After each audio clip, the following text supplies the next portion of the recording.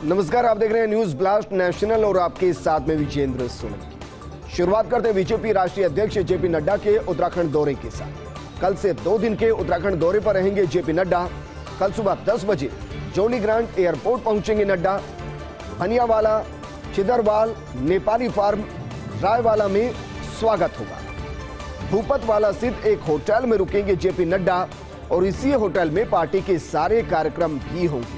अगर बात पहले दिन की जाए तो पहले दिन प्रदेश पदाधिकारी, जिला अध्यक्ष, मोर्चों के अध्यक्ष और महामंत्रियों के साथ बैठक करेंगे।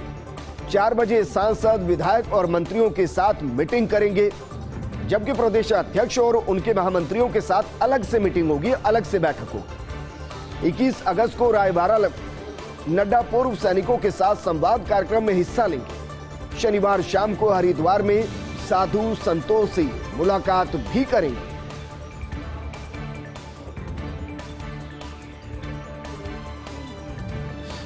बड़ी खबर का रुख करते हैं। Well done team energy. बिजली संकट के बीच प्रदेश में रिकॉर्ड तोड़ पावर डिमांड और सप्लाई। राजस्थान डिस्कॉम ने कल की 3082 लाख यूनिट बिजली की आपूर्ति। डिस्कॉम के इतिहास में अब तक की एक दिन में यह सबसे ज्यादा बिजली की सप्लाई है। इस दौरान अधिकांश जगहों पर बिजली कटौती पर भी ब्रेक लगाया गया। इससे पहले 8 जुलाई 2021 को रही थी सर्वाधिक 3028 लाख यूनिट आपूर्ति। हालांकि प्रदेश भर में बढ़ती बिजली डिमांड के चलते बना हुआ है पावर क्राइसिस, लेकिन इस संकट के मैनेजमेंट के लिए एक्सचेंज से लगातार हो रही पावर परचेज। प्रमुख ऊर्जा सचिव दिनेश कुमार के निर्देशन में पावर परचेज हो रही है, यानी कि बिजली खरीदी जा रही है, जबकि RUVNL MD रोहित गुप्ता ने लोड मैनेजमेंट का जिम्मा संभाल रखा है। लेकिन यह राजस्थान के लिए राहत की खबर है, क्योंकि बीते कुछ दिनों में देखा गया कि बिजली कटौती की जा रही है, गर्मी बढ़ रही है, बिजली पर डिपेंडेंसी बढ़ रही है और ऐसे में बिजली की आपूर्ति कर पाना थोड़ा मुश्किल हो रहा है। लेकिन जिस तरीके से रिकॉर्ड तोड़ पावर डिमांड और सप्लाई के रेशो को मेंटेन करने की कोशिश की गई, वो ये बताता है कि डिस्कॉम बेहतर काम कर रहा है, कोशिश कर रहा है। दरअसल राजस्थान डिस्कॉम ने कल की 3082 लाख यूनिट बिजली की आपूर्ति, इसके लिए बाकायदा पावर परचेज की गई है, बिजली खरीदी गई है। अधिकांश जगहों पर बिजली कटौती पर ब्रेक लगता नजर आया, यानी कि जहां भी ये खबरें थी कि बिजली की कमी की वजह से पावर कटौती की जा रही है, उस पर भी ब्रेक लगता हुआ नजर आया। आपको यह भी बता दें कि इससे पहले 8 जुलाई 2021 को रही थी सर्वाधिक 3028 लाख यूनिट आपूर्ति।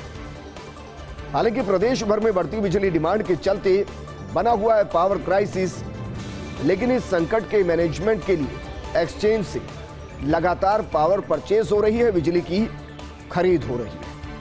प्रमुख ऊर्जा सचिव दिनेश कुमार के निर्देशन में पावर परचेज हो रही है। मेरे सहयोगी विकास मेरे साथ जुड़ चुके। विकास, एक रेशियो होता है कि कितनी उत्पादन और कितनी उसका इस्तेमाल हो रहा है। मानकर चले कि जितनी बिजली की जरूरत राजस्थान को, उस आपूर्ति को पूरा करने में डिस्कॉम कामयाब रहा, या ये आपको एक अस्थायी समाधान नजर आता है? विजेंद्र, ये जो बात कर रहे हैं हम आज की रिकॉर्ड बिजली आपूर्ति की, वो डिमांड को देखते हुए नहीं कर रहे हैं। हम बता रहे हैं राजस्थान में नहीं, पूरे देश भर के अंदर इस वक्त पावर क्राइसिस बना हुआ है।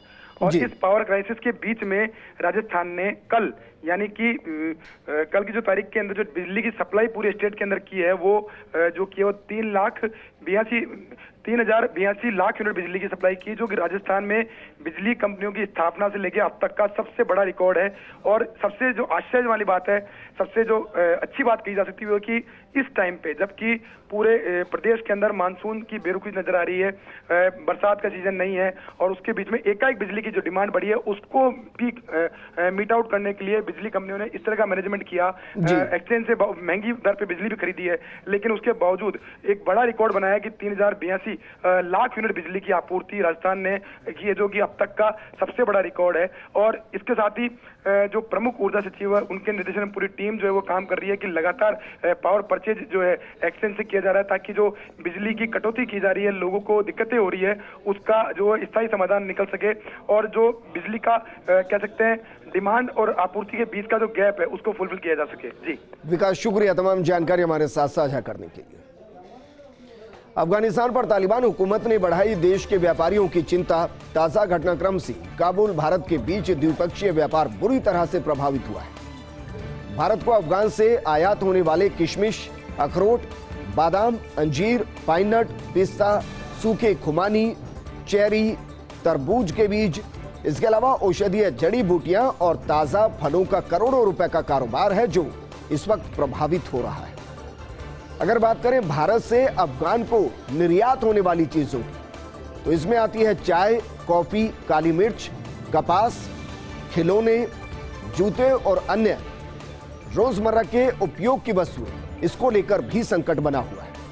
इसको समझिए कि कितना बड़ा नुकसान है। एक आंकड़े के जरिए हम आपको समझाने की कोशिश करते हैं। दरअसल साल 2020-21 में 1.4 बिलियन अमेरिकी डॉलर का दोनों के बीच में व्यापार हुआ।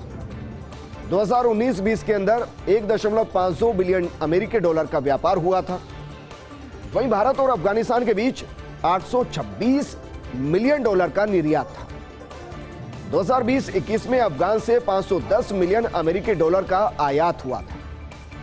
देश के 8 करोड़ व्यापारी, जी हां, देश के 8 करोड़ व्यापारी के संगठन कैट ने इस पर चिंता जाहिर की है। संगठन के पदाधिकारियों ने बाकायदा वित्त मंत्री निर्मला सीतारमण तक अपनी बात को पहुंचाया है ताकि इसका कोई समाधान निकलता हुआ दिखाई दे।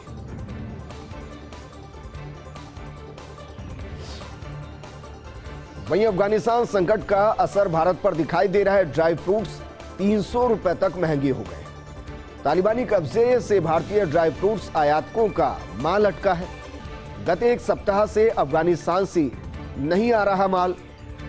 इसकी वजह से अंजीर, मुनक्का, किशमिश, अखरोट, बादाम, खुमानी का आयात जो होता था उसकी समस्या भारत में बन गई। अब आयातकों ने कश्मीरी ड्राई फ्रूट की तरफ रुख किया है। राजस्थान में अफगानिस्तान से ड्राई फ्रूट्स का सालाना कारोबार 350 करोड़ के आसपास का है।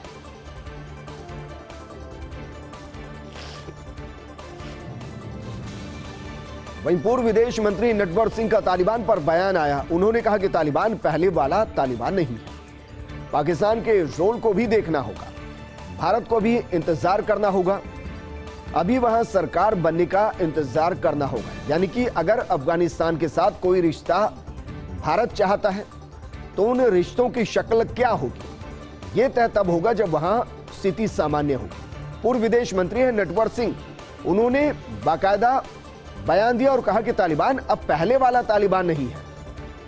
इस दौरान पाकिस्तान के रोल को भी देखना होगा, भारत को भी इंतजार करना होगा, अभी वहां सरकार बनने का इंतजार करना होगा, उसके बाद आगे की रणनीति तय करनी होगी।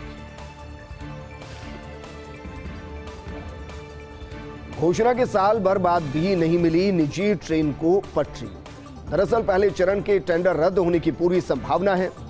टेंडर में मिली सिर्फ 2 बोलियां। इसके बाद रेलवे ने पुनर्विचार किया। निजी ट्रेन चलाना व्यावहारिक है भी या इस पर विचार किया जाए। पिछले साल जून में रेल मंत्रालय ने शुरू की थी परियोजना। निजी क्षेत्र से 30,000 करोड़ के निवेश का अनुमान लगाया गया था। 109 जोड़ी यात्रा मार्गों के लिए मांगे गए थे निजी क्षेत्र से आवेदन और अक्टूबर 2020 से 12 क्लस्टर के लिए 15 कंपनियों के 120 आवेदन, 102 को माना गया पात्र। फरवरी 2021 तक आवंटन करना था, लेकिन अब तक पटरी पर नहीं दिख रही निजी ट्रेन की योजना। ऑपरेशन बोल्ड से लेह लद्दाख की तस्वीर बदलने की तैयारी। Bamboo Oasis on land in draft परियोजना। केंद्रीय खाद्य एवं ग्रामोद्योग योजना ने शुरू की परियोजना और इससे उपजाऊ बनेगी बंजर जमीन, मिट्टी का शरण रुकेगा। भारत तिब्बत सीमा पुलिस के सहयोग से शुरू की गई है योजना। बोल्ड परियोजना की तहत हरित क्षेत्र विकसित करने की पहल है।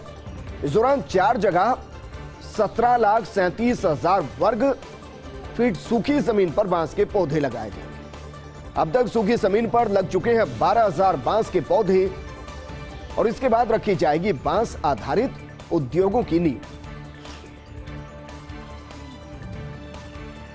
वहीं अफगानिस्तान में उथल पुथल का विदेश यात्रा पर भी असर दिखाई दे रहा है। विदेश मंत्री जयशंकर के विदेश दौरे में कटौती की गई। इस हफ्ते अमेरिका जाने वाले हैं विदेश मंत्री एस जयशंकर। संयुक्त राष्ट्र सुरक्षा परिषद की 2 बैठकों में हिस्सा लेंगे। न्यूयॉर्क के बाद मैक्सिको, पनामा, गुयाना जाने वाले थे। अब कार्यक्रम बदल गया है। बाद में तय होगा इन देशों का दौरा एस जयशंकर कब करेंगे। ये तारीखों का ऐलान अभी नहीं हुआ है। आखिर कब होगा विधान परिषद सदस्यों की नियुक्ति पर फैसला। दरअसल महाराष्ट्र विधान परिषद में 12 सदस्य नियुक्त करने का प्रस्ताव है। मुख्यमंत्री उद्धव ठाकरे की महाविकास अघाड़ी सरकार का प्रस्ताव है। 6 नवंबर 2020 को सरकार ने राज्यपाल को भेजी थी सूची। राज्यपाल भगत सिंह कोश्यारी ने अब तक नहीं किया फैसला। शिवसेना के मुखपत्र सामना में राज्यपाल कोश्यारी की आलोचना की गई है। फैसले में राज्यपाल की तरफ से देरी को संविधान के खिलाफ बताया गया है। और अब बात करते हैं इंडियन एक्सप्रेस में केंद्रीय मंत्री प्रहलाद जोशी के लेख की। इस लेख में उन्होंने कहा कि इस समय विपक्ष को आत्मविश्लेषण करने की जरूरत है। संसद की कार्यवाही में सरकार की तरफ से रुकावट नहीं है। विपक्ष ही लगातार रोक रहा है संसद की कार्यवाही को। लोकतांत्रिक मूल्यों का सम्मान नहीं कर रहा है विपक्ष। संसदीय कार्य, कोयला एवं खनन मंत्री हैं प्रहलाद जोशी। आखिर शुरू हुई गोवा बीजेपी में खींचतान। चुनाव नजदीक आते आते खींचतान शुरू हो गई है। आपस में उलझ रहे बीजेपी की प्रमोद सावंत सरकार के मंत्री। उस दिन पहले हुई साथी मंत्री माइकल लोबो से होर्डिंगों की झड़प। गोवा के आवास और परिवहन मंत्री हैं मोविन होर्डिंगो। अब होर्डिंगो वरिष्ठ विधायक एलिना सल्ढाना के खिलाफ मुखर हो गए हैं। कोटालीम सीट से विधायक हैं एलिना सल्ढाना। इस सीट पर 4 बार विधायक रह चुके हैं मोविन। मंत्री से झड़प के बाद विधायक से उलझ रहे हैं मोविन। जलवायु परिवर्तन समझौते की दिशा में बढ़ता भारत। पेरिस समझौते का लक्ष्य पूरा करने की तरफ बढ़ रहा है Bharat. Climate change conference of the parties यानी कि COP26 की बैठक हुई। बैठक में वित्त मंत्री निर्मला सीतारमण ने बयान दिया और कहा कि रिन्यूएबल एनर्जी क्रिएट करने की तरफ तेजी से कदम बढ़ रहे हैं। 2030 तक 450 गीगावाट नवीनीकृत ऊर्जा उत्पादन का लक्ष्य रखा गया है। अब तक होने लगा है 100 गीगावाट नवीनीकृत ऊर्जा का उत्पादन। COP26 के अध्यक्ष आलोक वर्मा ने बताया कि बैठक में हुई भारत के क्लाइमेट चेंज कमिटमेंट की जमकर तारीफ। जमकर बरसे मेघ फिर भी प्रदेश की कई बांध खाली हैं। अब तक प्रदेश के 275 बांध खाली हैं। आपको बता दें कि 727 में से सिर्फ 118 बांध ही पूरे तरीके से भर पाए हैं, पूर्ण रूप से भर पाए, जबकि जो आंशिक रूप से बांध भरे हैं उनकी संख्या 312 है। इन बांधों में आया पिछले साल के मुकाबले 10.87% ज्यादा पानी। कांग्रेस गुलाम नबी आजाद को देगी राज्यसभा सीट। तमिलनाडु की राज्यसभा सीट पर हो चुका उपचुनाव का ऐलान। अन्ना डीएमके नेता ए मोहम्मद जान के निधन से यह सीट खाली हुई। चुनाव आयोग ने 13 सितंबर को उपचुनाव कराने की घोषणा कर दी है। मुख्यमंत्री एमके स्टालिन ने यह सीट कांग्रेस को देने का वादा किया है। कांग्रेस आलाकमान यहीं से शायद आजाद को राज्यसभा भेजने की तैयारी कर सकती है। तमिलनाडु के प्रभारी रहते आजाद के स्टालिन से भी बेहद अच्छे संबंध रहे हैं। इस साल फरवरी में आजाद का कार्यकाल समाप्त हो गया था और आजाद का पार्टी नेतृत्व सभी मुद्दों पर फिर से समीकरण ठीक भी हो गया है। वहीं सुष्मिता देव को राज्यसभा का तोहफा देंगी दीदी। हाल ही में सुष्मिता ने कांग्रेस छोड़ थामा था टीएमसी का दामन। हालांकि सुष्मिता ने कहा कि ममता की वो बड़ी फैन है, बिना शर्त टीएमसी में गई है। उधर कांग्रेस ने राज्यसभा भेजने का प्रस्ताव देने में देरी कर दी है। वैसे राहुल टीम के गौरव गोगोई को ज्यादा प्रमोट करने से सुष्मिता आहत थी। बंगाल में मानस रंजन भाइयों के राज्य सरकारों में मंत्री बनने से एक सीट खाली हो गई है। अब जल्दी बंगाल में उपचुनाव की घोषणा हो सकती है। पहले मुकुल रॉय थे प्रबल दावेदार, लेकिन सुष्मिता को दी जा सकती है ये सीट।